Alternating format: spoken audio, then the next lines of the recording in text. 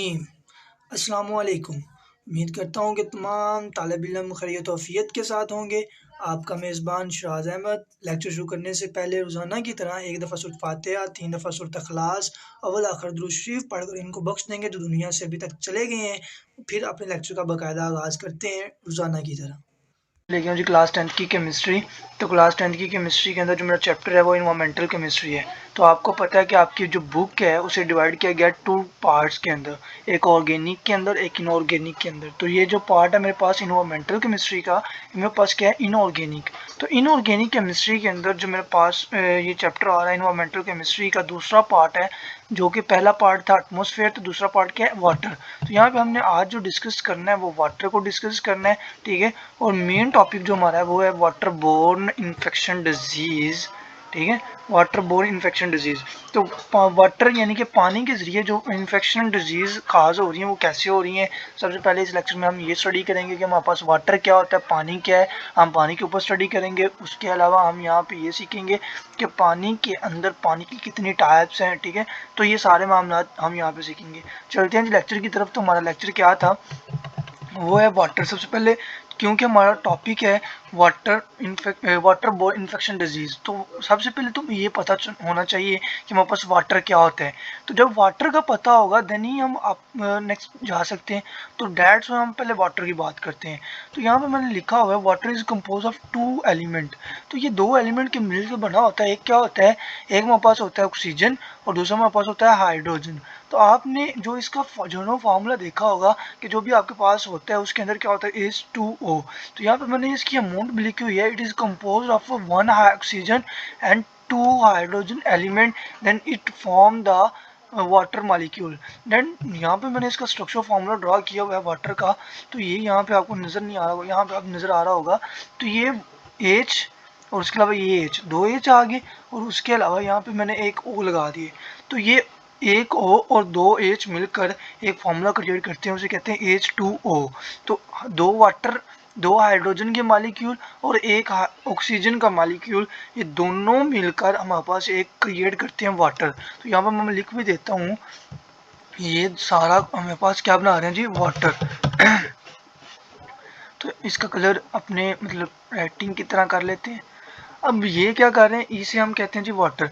अब ये जो वाटर है ये हमारी ज़िंदगी के अंदर कैसे इंपॉर्टेंट है, इसकी रोल ऑफ, इसका जो प्ले है हमारी ज़िंदगी के अंदर वो क्या है, इसके ऊपर हम बात नहीं कर रहे क्योंकि मेरा टॉपिक जो मेन है वो है वाटर बोर्न इन्फेक्शन डिजीज़।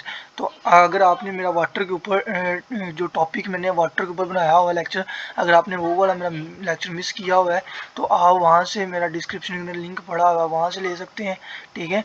तो अभी हम बात करते हैं सिर्फ, क्योंकि मेरा मेन टॉपिक है वाटर बोर्न इन्फेक्शन डिजीज़, ठीक है। तो इस वजह से मैंने थोड़ा थोड़ा सारा बता रहा हूँ वाटर। अगर आप वाटर नहीं सुनना चाहते तो आप डायरेक्टली मेरे दूसरे पार्ट पे जाएं, वहाँ पे आपको डायरेक्ट टॉपिक मिल जाएगा। और अगर मैं तो आपको रिकमेंड करूँगा कि आप ये सुने ताकि आपके लिए आसानी हो, आपको पता हो कि वाटर क्या है, ठीक है। तो इसकी इंपॉर्टेंस नहीं मैं बता रहा, यहाँ पे मैं बस इतना ही बता रहा हूँ कि यहाँ पे ये वाटर क्या होता है। तो मैंने बताया वाटर 2 एलिमेंट से मिलकर बनता है, एक ऑक्सीजन और दूसरा हाइड्रोजन। ऑक्सीजन की अमाउंट होती है 1 और हाइड्रोजन की होती है 2। तो इस तरीके के साथ अब आपको यहाँ पे दिखाई दे रहे होंगे ये डॉट्स। तो ये जो डॉट्स हैं इनका मतलब ये होता है, ये जो ऑक्सीजन के ऊपर मैंने 4 डॉट लगाए हुए हैं, इसका मतलब ये होता है कि ये हमारे पास क्या है, लोन पेयर। अब लोन पेयर क्या होता है, ये आपने कहाँ पे सीखा था, ये आपने अपने लेक्चर में सीखा था जी, जो आपके पास था 9th क्लास के अंदर लोन पेयर, जो कि मॉलिक्यूल की साखत के अंदर आपने वहाँ पे देखा था, ठीक है। तो स्ट्रक्चर ऑफ मॉलिक्यूल के अंदर आपने वहाँ पे ये लोन पेयर को अच्छी तरीके से स्टडी किया हुआ है।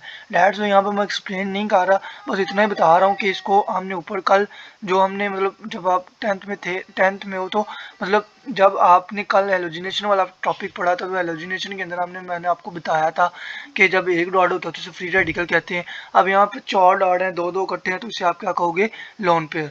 अब मज़ीद हम इसकी तरफ चलते हैं, तो ये मज़ीद हमारे पास यहाँ पे मेन जो टॉपिक है उसकी तरफ जाते हैं।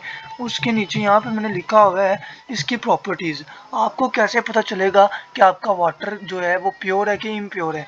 तो यहाँ पे प्योर वाटर की जो प्रॉपर्टीज़ हैं उसको मैंने यहाँ पे लिखा हुआ है।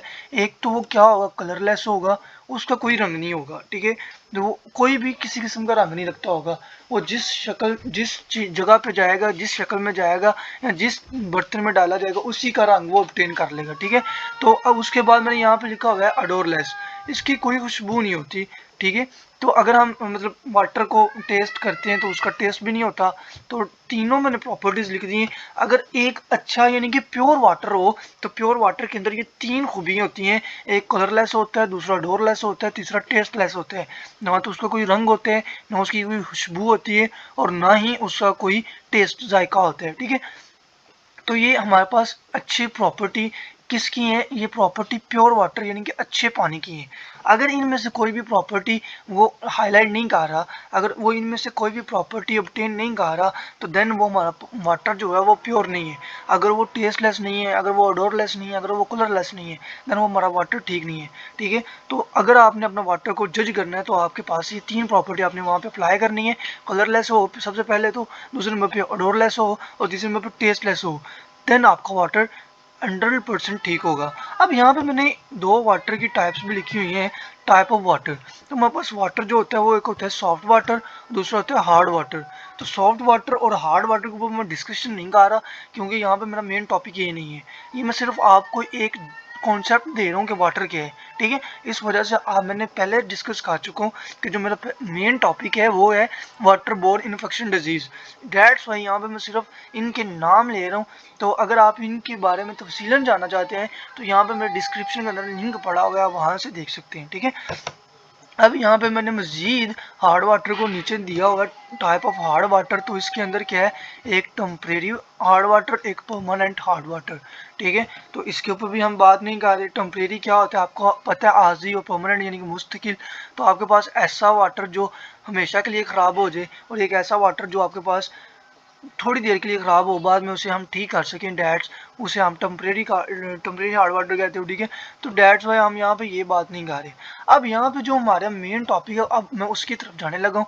हमारा मेन टॉपिक था इन्फेक्शन डिजीज़। तो इन्फेक्शन डिजीज़ किस तरह से काज होती है, सबसे पहले तो ये हमें पता होना चाहिए कि हमारे पास हमारा वाटर आलूदा कैसे हो रहा है, हमारा वाटर को किस तरीके के साथ इन्होंने आलूदा किया है, वाटर के प्लूरेंट कौन से हैं। तो यहाँ पे जो हम वाटर के प्लूरेंट पढ़ने लगे हैं उसके बारे में जानते हैं। यहाँ पे वाटर के प्लूरेंट हमारे पास एक तो हमारे पास इंडस्ट्रियल इफ्लुएंट्स है, उसके बाद डोमेस्टिक इफ्लुएंट्स है, और उसके बाद एग्रीकल्चर इफ्लुएंट्स हैं। तो हमारे पास ज़रात के अंदर भी बहुत ज़्यादा ऐसी खादें हम फर्टिलाइज़र यूज़ करते हैं, वो हमारे पानी को डिस्टर्ब कर रहे हैं। डोमेस्टिक लाइफ के अंदर अगर यानी कि घरेलू लाइफ के अंदर, घरेलू ज़िंदगी के अंदर अगर हम देखें तो वहाँ पे हमारे पास डिटर्जेंट्स होते हैं, साबुन होते हैं, तो वो हमारे पानी को डिस्टर्ब कर रहे हैं। उसके बाद अगर हम इंडस्ट्रियल लाइफ को देखें तो वहाँ पे हम बहुत ज़्यादा केमिकल्स को यूज़ करते हैं। डैट्स वाई वो केमिकल्स या वो जो हमारे पास बगैर वेस्टलेस मादे होते हैं, यूज़लेस मादे होते हैं, मैटर्स होते हैं, वो क्या करते हैं, हम बगैर उसे साफ़ किए हम क्या करते हैं, नदी नालों में फेंक देते हैं। तो जब वहाँ पे जाते हैं वहाँ पे वो क्रिएशन करते हैं इंडस्ट्रियल इफ्लुएंस यानी कि वाटर पोल्यूशन की। तो जब वहाँ पे क्रिएशन होती है वाटर पोल्यूशन की, देन हमारे पास क्या होता है फिर, तब हमारे पास जाके वाटर पोल्यूशन क्रिएट होती है। अब इस वाटर पोल्यूशन को की वजह से हमारे पास क्या हो रहा है, बहुत ज़्यादा डिजीज़ काज हो रही है। तो इन डिजीज़ को हमने स्टडी करना है यहाँ पे। इन डिजीज़ को काज करने का जो पर्पस था वो इन तीन चीज़ों का था, यानी कि इंडस्ट्रियल का, डोमेस्टिक का और एग्रीकल्चर का। हम बहुत ज़्यादा फर्टिलाइज़र को यूज़ करते हैं अपने फ़ायदे के लिए, मगर हमें नहीं पता जाने अनजाने में वो हमें नुकसान भी दे रहे हैं। डोमेस्टिक लाइफ के अंदर अगर हम देखें तो हम साबुन यूज़ करते हैं, डिटर्जेंट्स यूज़ करते हैं, मगर हमें तो वो आम लाइफ के अंदर यही लग रहा है कि हमें वो फ़ायदा दे रहे हैं, मगर एक्चुअली एक तरफ उनका फ़ायदा है और दूसरे में वो नुकसान दे रहे हैं। और इसी तरह से इंडस्ट्री के अंदर हमारे पास बहुत ज़्यादा इंडस्ट्रीज़ ऐसी होती हैं जो अपने ख़र्चे को कम करने के लिए हमारे जो वेस्टलेस मादे होते हैं उन्हें बगैर ही साफ़ किए, फर्टिलाइज़ किए, बगैर ही उसे सेटरलाइज किए उसे पानी में छोड़ देते हैं, और देन हमारा पानी पोल्यूटेंट हो रहा है, वाटर पोल्यूशन क्रिएट हो रही है, ठीक है। अब जो इस वजह से वाटर पोल्यूशन की वजह से हमारे पास जो आ रही है डिजीज़, हमने उन डिजीज़ को पढ़ना है, क्योंकि मेरा मेन टॉपिक क्या था, वाटर बोर्न डिजीज, ठीक है, वाटर बोर्न इन्फेक्शन डिजीज हमारा मेन टॉपिक ये था, तो हमने इसके ऊपर देखना है। अब यहाँ पे मैंने सिर्फ इनके नाम लिखे हुए हैं वाटर बोर्न डिजीज के, तो यहाँ पे पहले तो इसकी डेफिनेशन की तरफ दे जाते हैं। ये डिजीज जो वाटर बोर्न इन्फेक्शन डिजीज है ये क्या है, ठीक है। तो आपको पता है इन्फेक्शन वो वाली चीज़ को कहा जाता है, जो इन्फेक्शन उस चीज़ को कहा जाता है जो एक चीज़ से दूसरी चीज़ में कन्वर्ट हो। मतलब आपने जैसे आपके पास भी कोरोना वायरस आया हुआ है, तो यानी कि उसने एक को हाथ लगाया तो दूसरे को ऑटोमेटिकली वो बीमारी लग जाती है। यहाँ पे ये इन्फेक्शन का मतलब ये होता है, ठीक है। तो यहाँ पे क्या कर रहा है, डिजीज स्प्रेड, यहाँ पे जो बीमारियाँ वो फैल रही हैं कैसे, बिकॉज ऑफ मैं यहाँ पे हाईलाइट भी कर देता हूँ, बिकॉज ऑफ ड्रिंकिंग प्लूडेंट वाटर, जो हमारे पास आलूदा पानी है उसे पीने से, या फिर ईटिंग फूड, वो खुराक खाने से जो प्रिपेयर्ड हो विद पोल्यूटेड वाटर, ठीक है।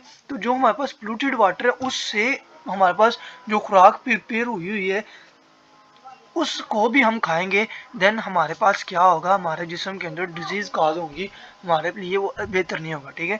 तो यहाँ पे क्या हो रहा है, वाटर बोर्न इन्फेक्शन डिजीज के अंदर मैंने जो डेफिनेशन पढ़ी वो ये है, disease spread because of drinking polluted water और eating food prepared with the polluted water. अब आपके जहन में ये क्वेश्चन आता होगा कि जब आपने हार्ड वाटर का पढ़ा था तो आपने हार्ड वाटर को ख़त्म करने के लिए दो मेथड पढ़े थे। एक तो मैं उनमें से एक मेथड ये वाला था कि बॉइलिंग करके आप इसे सेटलाइज कर सकते हो। अब यहाँ पे आप क्या कह रहे हो, जब आप फूड खाने वाली खुराक को बनाते हो पकाते हो तो आप उसके अंदर पानी को लगाते हो, देन आपके पास वो वाला तो आपका सेटलाइज हो गया। मगर जब आपके पास चंद ऐसी चीज़ें होती हैं, जैसे आप आटा गूंदते हो, तो जब आप आटा गूंदते हो तो उसके अंदर आप पानी यूज़ करते हो, ठीक है। जैसे इस तरह से आप बहुत ज़्यादा चीज़ों में ब्रेड बनाने के लिए यूज़ करते हो। जस्ट लाइक इन चीज़ों में जो वाटर यूज़ हुआ है, अगर वो वाला वाटर पोल्यूटेड था देन आपके पास वो डिजीज़ काज करेगा। अब वो कौन कौन सी डिजीज़ हैं, अब हम उनके बारे में जानते हैं। अब यहाँ पर मैंने सिर्फ पोल्यूशन के बारे में पहले बताया, उन डिजीज़ से पहले पोल्यूशन के बारे में जानते हैं। ये जो पोल्यूशन है ये हमारे पास क्या क्रिएट कर रही है, एक तो हमारे पास टॉक्सिन मादे क्रिएट कर रही है, ठीक है, टॉक्सिन यानी कि जहरीले मादे। और दूसरे में हमारे पास क्या कर रही है, माइक्रो, आपको पता है माइक्रो एक वर्ड होता है, एक मैक्रो होता है। तो जो माइक्रो होता है उसके अंदर क्या होता है कि जो छोटे जानदार होते हैं, माइक्रो यानी कि जो ऐसे जानदार ऑर्गेनिज्म होते हैं जानदार, तो माइक्रो ऑर्गेनिज्म ऐसे जानदार जो हमारी छोटी यानी कि हमारी इंसानी आंख से दिखाई ना दें, उसे आप कहते हो माइक्रो ऑर्गेनिजम्स। अब वो कौन कौन से हैं वो मैंने यहाँ पे लिखे हुए हैं। एक तो वायरसेस होते हैं, ठीक है, उसके बाद हमारे पास बैक्टीरियाज होते हैं, उसके अलावा हमारे पास प्रोटोजोआ होते हैं, प्रोटोजोआ के साथ साथ वर्म्स होते हैं, और यहाँ पे वर्म्स के साथ साथ हमारे पास पैरासाइट्स वगैरह होते हैं। अब ये जो माइक्रो ऑर्गेनिजम्स होते हैं ये हमारे पास पोल्यूटेड वाटर के अंदर मौजूद होते हैं, ठीक है। जो पोल्यूशन वाले मादे हैं यानी कि टॉक्सिन एक माइक्रो ऑर्गेनिजम्स हैं, तो ये हमारे पास पोल्यूशन क्रिएट कर रहे हैं किस तरीके से, इंडस्ट्रियल जरिए से, डोमेस्टिक जरिए से, और उसके अलावा हमारे पास एग्रीकल्चर जरिए से। तो एग्रीकल्चर मेथड में या दूसरे मेथड में देखें तो इन तीनों मेथड के अंदर हमारे पास ये पोल्यूशन क्रिएट कर रहे हैं। और पोल्यूशन के जो मेन पर्पज हैं वो हमारे पास माइक्रो ऑर्गेनिजम्स है और दूसरे में टॉक्सिक्स है, टॉक्सिक सब्सटेंसेज हैं। तो यहाँ पे जो हमारे पास माइक्रो ऑर्गेनिज्म है वो मैंने यहाँ पे बताया, वायरसेस है, बैक्टीरिया है, प्रोटोजोआ है, वर्म्स है। अब जो हमारे पास टॉक्सिक सब्सटेंस है उनके बारे में देख लेते हैं, जो टॉक्सिक सब्सटेंसेस हैं वो कौन कौन से हैं। तो हमारे पास टॉक्सिक सब्सटेंसेस के अंदर एक लेड आता है, ठीक है, उसके बाद मर्करी आता है, उसके अलावा आर्सेनिक आता है, और बहुत ज़्यादा ऑर्गेनिक केमिकल्स हैं जो हमारे पास ये इस तरह से टॉक्सिक मटेरियल क्रिएट कर रहे हैं। अब लेड, मर्करी, आर्सेनिक ये हमारे पास यही नहीं है कि हमारे पास सिर्फ ये नुकसान दे रहे हैं, मगर दूसरी तरफ देखें तो हमारे पास बहुत ज़्यादा मतलब कारआमद चीज़ों में भी इस्तेमाल किए जाते हैं। कारआमद चीज़ों में भी हमें इनकी बहुत ज़्यादा ज़रूरत होती है। जैसे हम मर्करी को यूज़ करते हैं हमारे जब हम बीपी चेक कर रहे होते हैं तो उसके अंदर जो हम यूज़ कर रहे होते हैं पारा वो मर्करी होता है, ठीक है। लेड हम यूज़ करते हैं जब हम अपना मतलब सिलेंसर वगैरह बना रहे होते हैं तो उसके ऊपर जो एक छोटी सी पतरी होती है उस लेड, वो लेड से बनाई जाती है, ठीक है। इस तरीके के साथ बहुत ज़्यादा चीज़ें मतलब ये हमारे पास नुकसानदेह भी हैं और उसके साथ साथ हमारे पास फ़ायदेमंद भी हैं। अब यहाँ पे जो पोल्यूशन थी उसकी भी मैंने बात की, हमारे पास जो पोल्यूशन थी वो किस तरीके के साथ काज हुई ये मैंने यहाँ पे बताया, ठीक है। उसके अलावा मैंने बताया कि जो आपके पास पोल्यूटेड वाटर है उसके अंदर कौन कौन सी चीज़ें पाई जाती हैं वो भी मैंने बता दिया। पोल्यूटेड वाटर के अंदर बैक्टीरिया, प्रोटोजोआ, वायरसेस वगैरह होते हैं और उसके साथ साथ लेड होता है, मैंने सारा कुछ बता दिया। अब यहाँ पे जो मेरा मेन टॉपिक था उसके यहाँ पे बात करते हैं यहाँ पे जो मेरे पास वाटर बोर्न इन्फेक्शन डिजीज़ थी, उनमें से हमारे पास पोल्यूटेड वाटर की कौन कौन सी हैं। तो यहाँ पे मैंने सिर्फ नेम लिखे हैं, क्योंकि वीडियो लंबी हो जा रही है, इस वजह से यहाँ पे मैं सिर्फ नेम लिखे हुए हैं। और इसके बाद इंशाल्लाह पार्ट 2 वाला लेक्चर आएगा तो उसके अंदर हम इसको डिस्कस करेंगे। अब यहाँ पे पहला है डायरियल डिजीज़, ठीक है। दूसरे नंबर पे मेरे पास है डायसेंट्री, ठीक है। उसके अलावा यहाँ पे है कोलेरा। अब ये क्या होती है, ठीक है, इनको उर्दू के साथ भी अच्छे तरीके के साथ एक्सप्लेन करेंगे नेक्स्ट टॉपिक के अंदर, नेक्स्ट लेक्चर के अंदर, ठीक है। अब यहाँ पे है क्रेप्टोसोप्रीडियम, ठीक है। उसके अलावा है फ्लोरोसिस, ठीक है। और उसके अलावा हमारे पास है हेपाटाइटिस के अलावा हमारे पास हुकवॉर्म है। हुकवॉर्म के बाद हमारे पास आती है जड्यूस, और जड्यूस के बाद हमारे पास जो आती है वो है टाइफाइड। और ये हमारे पास लास्ट वाली बीमारी है टाइफाइड क्या होती है। अब यहाँ पे जो ये सारी मैंने डिस्कशन की, तो इसके अंदर हमने ये बातें सीखनी है कि ये जो हमारे पास हो रही हैं ये कैसे हो रही हैं, ये जो डिजीज़ें काज हुई हैं इनको हमने कैसे डिजीज़ काज हुई है मैंने अभी आपको बता दिए कि डिजीज़ काज किस तरीके के साथ हुई। तो यहाँ पे हमने यहाँ पे ये सीखा है कि डिजीज़ के अंदर ये डिजीज़, अब यहाँ पे इन डायरियल डिजीज़ कैसी होती हैं, डायसेंट्री क्या होता है, कोलेरा क्या होता है, क्रेप्टोस्पोडियम क्या होता है, फ्लोरोसिस क्या होता है, हेपाटाइटिस क्या होता है, टाइफाइड क्या होता है, जड्यूस क्या होता है, हुकवॉर्म क्या होता है, ये सारी बातें इंशाल्लाह हम लेक्चर पार्ट 2 के अंदर करेंगे, क्योंकि वीडियो लंबी हो जा रही है, ठीक है। तो अल्लाह आपका हामी नासिर हो। अल्लाह हाफिज़, फ़ी अमानिल्लाह।